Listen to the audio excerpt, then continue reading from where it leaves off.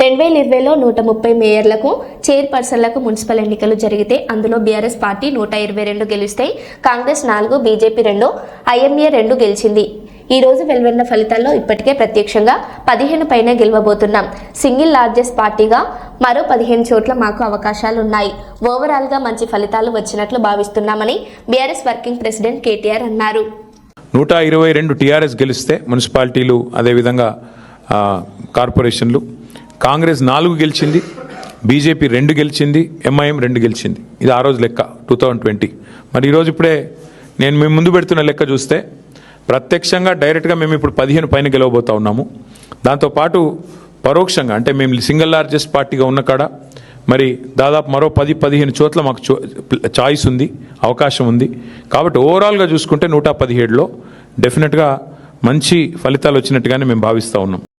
2020లో ఆనాడు మున్సిపల్ ఎన్నికలు జరిగితే మొత్తం 130 మేయర్లకు, చైర్పర్సన్లకు ఆ రోజు మున్సిపల్ ఎన్నికలు జరిగినాయి.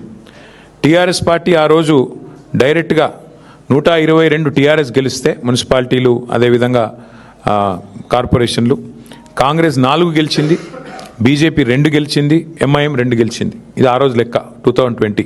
మరి ఈరోజు ఇప్పుడే నేను మేము ముందు పెడుతున్న లెక్క చూస్తే ప్రత్యక్షంగా డైరెక్ట్గా మేము ఇప్పుడు 15 పైన గెలవబోతా ఉన్నాము.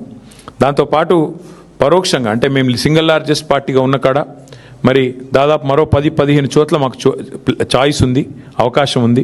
కాబట్టి ఓవరాల్గా చూసుకుంటే 117లో డెఫినెట్గా మంచి ఫలితాలు వచ్చినట్టుగానే మేము భావిస్తూ ఉన్నాం.